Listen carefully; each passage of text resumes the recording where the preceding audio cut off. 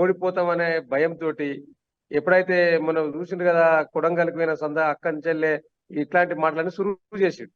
కొడంగల్కి పోయి అక్కడ మాట్లాడిన తీరు, నా మీద కుట్ర జరుగుతుంది, నన్ను ఏదో చేయాలని చేస్తా ఉన్నారు, వితిన్ ద పార్టీ ఉన్నారు, కొంత కుట్ర జరుగుతుంది బయట నుంచి కొన్ని బయట మనం చూసిన వాళ్ళు మాట్లాడిన తీరుని చూస్తే అంటే వారికి ఏంటంటే, ఇప్పుడు అప్పటి నుంచి వెళ్ళి మీరు ఒకసారి గమనించండి రమణ గారు, అంతకన్నా ముందు ఆ కొడంగల్ కంటే ముందు ఎక్కడ మీటింగ్ పెట్టిన ఏమనేది, ఇది మొత్తం రెఫరెండం 14 సీట్లు గెలవబోతున్నాం తెలంగాణ రాష్ట్రంలో, ఈ పార్లమెంట్ ఎన్నికలు కాంగ్రెస్ ప్రభుత్వానికి రెఫరెండం అన్నది ఎవరండి? రేవంత్ రెడ్డి గారు కదా.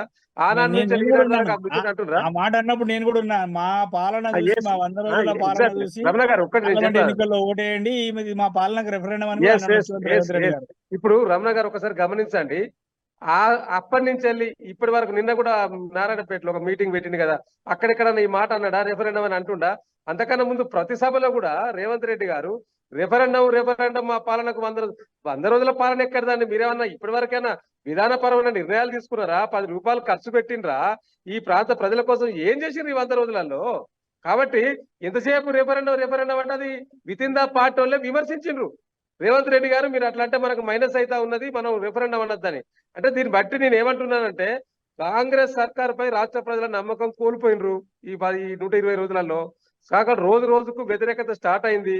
కాబట్టి ఇలా ఏదో ఒకటి తప్పించుకోవాలంటే ఇలా బీఆర్ఎస్ బీజేపీ ఒకటి ఈ కుమ్మక్కైనరు బిడ్డ కోసం బెయిల్ కోసం అని అంటూ ఉన్నారు. నేను ఛాలెంజ్ చేస్తా ఉన్నా ఇలా కాంగ్రెస్ ప్రభుత్వంలో ఉన్న నాయకులను, మంత్రులను, ముఖ్యమంత్రి గారైనా ఇలా వెంకటస్వామి గారు చెప్పాలి పెద్దలు, ఇవాళ నిజంగా మీ ములాఖాత్ అయి ఉంటే మా కవిత గారిని మేము ఎందుకు అరెస్ట్ చేసుకుంటాము? అదే మాట్లాడి సపరేట్గా బయటికి తీసుకొచ్చుకోలేమా? మరి నిజంగా ములాఖాత్ ఉంటుంది, ఈ పాటికి బెయిల్ తీసుకొని బయటికి రావాలి కదా మేము. ఒక పక్క ఎన్నికలు జరుగుతా ఉన్నాయి, చావుమరణ సమస్య బీఆర్ఎస్ పార్టీగా మేము ఇప్పటికే అసెంబ్లీ ఓట్లలో మాకు ప్రతిపక్ష హోదా ఇచ్చారు ప్రజలు.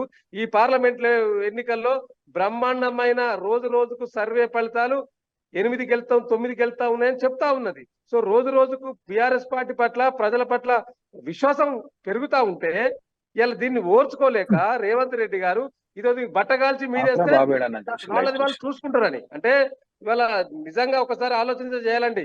ఇలా అనేక సందర్భాలలో ఈ పార్లమెంట్ ఎన్నికల్లో తెలంగాణ ప్రజల ఓట్లను దండుకోవడానికి, మళ్ళీ అబద్ధాలు మాట్లాడుతూ ప్రజలను మళ్ళీ మభ్యపెట్టడానికి రేవంత్ రెడ్డి గారు చేస్తున్న ఇదొక కుట్రనే తప్పితే దీంట్లో వాస్తవికత లేదు. ఇలా నిజంగా ములాఖాత్ అయింది ఎవరు బీజేపీతో అంటే కాంగ్రెస్ నాయకులే. నేను ఎగ్జాంపుల్ చెప్తా, నేను రమణ గారు, ఇలా మల్కాజ్గిరి స్థానంలో కాంగ్రెస్ 3వ స్థానంలో ఉండబోతా ఉన్నది. ఇలా ఒకసారి మహేందర్ రెడ్డి, సునీత మహేందర్ రెడ్డి గారిని ప్రకటించిన తర్వాత అక్కడ 3వ స్థానానికి పోయింది ఇలా కాంగ్రెస్ పార్టీ. అక్కడ బీజేపీ బీఆర్ఎస్ మాత్రమే ఫైట్. అక్కడ మేమే గెలవబోతా ఉన్నాం. మాకు 7 స్థానాలు మా ఎమ్మెల్యే అభ్యర్థులు గెలిచిండ్రు. తప్పకుండా బ్రహ్మాండంగా మా రాగిడి లక్ష్మారెడ్డి గారి క్యాండిడేట్ గారు బ్రహ్మాండంగా ప్రజల మద్దతుతోటి ముందుకెళ్తా ఉన్నాడు. ఒక్క మల్కాజ్గిరే కాదండి, ఇవాళ చేవెళ్ళ యొక్క అభ్యర్థి రంజిత్ రెడ్డి గారి మీద కూడా రోజు రోజుకు వ్యతిరేకత స్టార్ట్ అయింది. ఇవాళ మన వెంకటస్వామి గారు చెప్తా ఉన్నారు, ఇలా వరంగల్లో సరైన అభ్యర్థిని పెట్టలేదు, డమ్మీ అభ్యర్థిని పెట్టిందని అంటున్నారు.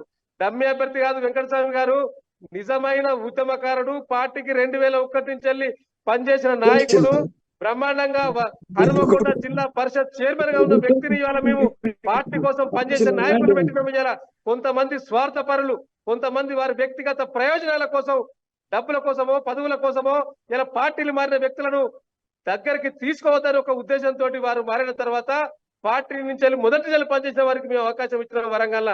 డమ్మీ అభ్యర్థి కాదు, మీరు రేపు చూడబోతారు వరంగల్లో, మీరు కూడా వరంగల్ బిడ్డ, రేపు మీరు చూడబోతారు.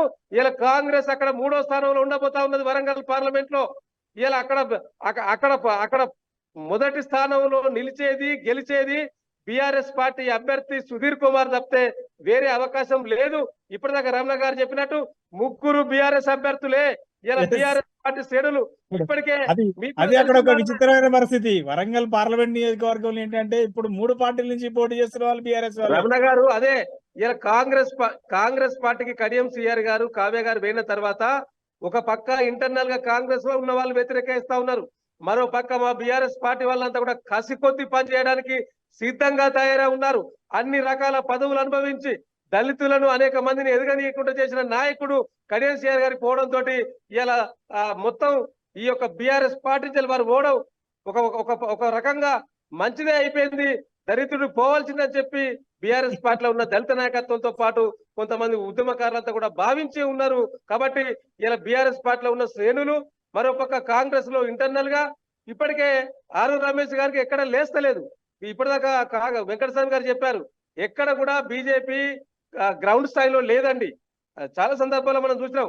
మొన్నటికి మొన్న ఒక్క వరంగలే కాదు, వరంగల్ లాంటి రాష్ట్ర ప్లేస్ లో వ్యాప్తంగా కొంచెం ఇక్కడ కూడా బీజేపీ వారు కష్టమే అనుకోండి. నరేంద్ర మోడీని నమ్ముకొని పోటీ చేస్తా ఉన్నారు, లేకపోతే అయోధ్యను నమ్ముకొని రాముని నమ్ముకొని పోటీ చేస్తా ఉన్నారు తప్పితే ప్రజలు నమ్ముకోనో లేకపోతే కేడర్ను నమ్ముకొని పోటీ చేసే పరిస్థితి బీజేపీ వాళ్ళకి లేదు. కాబట్టి వారు గెలిచే పరిస్థితి వరంగల్ అయితే అసలే కనిపిస్తలేదు, మిగతా కాడ కూడా ఎక్కడ లేదు. నిజంగా వాజవరెడ్డి గారు మీరేమో అట్లా అంటున్నారు, బీజేపీ నాయకులేమో గతంలో మేము 4 గెలిచాము, ఇప్పుడు 4 నుంచి 8కి పెరుగుతుంది మా సంఖ్య, 8 కాదు అవసరమైతే 10 అయితే అంటున్నారు. రైట్, విజిత్ వర్మ గారు. ఒక్కటి రమణ గారు నేను చెప్తే, ఎందుకంటే నేను ఇంకొక టీవీ కూడా డిబేట్ కి పోవాలి.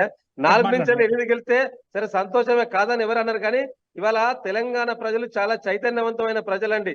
10 సంవత్సరాలు మేము అధికారంలో ఉన్న సందర్భంలో మేము ఎక్కడైతే తప్పులు చేసినామో ఆ తప్పులను వారు ఎత్తి చూపిండ్రు కాబట్టి మమ్మల్ని ప్రతిపక్షంలో కూర్చుండబెట్టిండ్రు. రేపు సెంట్రల్ లో కూడా భారతీయ జనతా పార్టీ చేసిన వైఫల్యాలు, ఇలా రూపాయి వాల్యూ తగ్గిపోయింది, ఇలా ద్రవ్యోల్బణం పెరిగిపోయింది, నిరుద్యోగం పెరిగిపోయింది, మొత్తం పేదరికం పెద్ద గతానికంటే మరి తగ్గిన సందర్భం ఎక్కడ లేదు, అనేక విశ్లేషణలు చెప్తా ఉన్నాయి. కాబట్టి వీటి అన్నింటినీ కూడా ఇలా దేశ ప్రజలందరూ కూడా గమనిస్తా ఉన్నారు. మళ్ళీ బీజేపీ వస్తే రాజ్యాంగం మారుస్తుంది.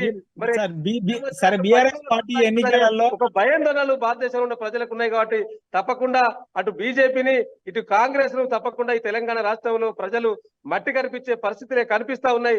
సర్వే విశ్లేషణలు కానీ మేధావులు కానీ అదే చెప్తా ఉన్నారు.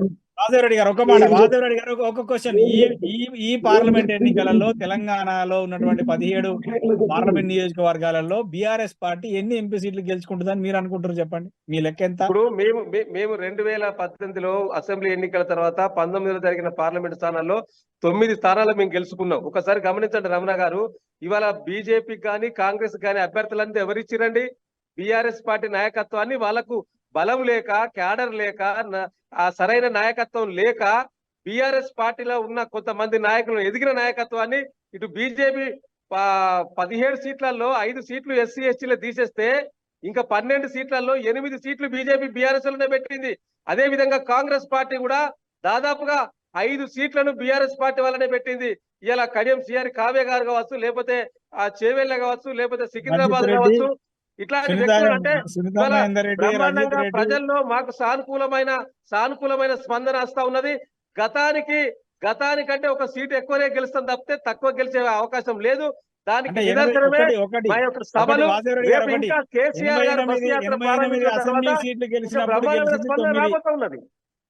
వాజవరెడ్డి గారు, మీరు 2018లో అసెంబ్లీకి ఎన్నికలకు ముందస్తు ఎన్నికలకు వెళ్ళినప్పుడు మీరు 88 ఎమ్మెల్యే సీట్లు గెలిచారు. 88 ఎమ్మెల్యే సీట్లు గెలిచినప్పుడు 2019 ఏప్రిల్ మేలో జరిగినటువంటి పార్లమెంట్ ఎన్నికల్లో 9 పార్లమెంట్ సీట్లు గెలిచారు.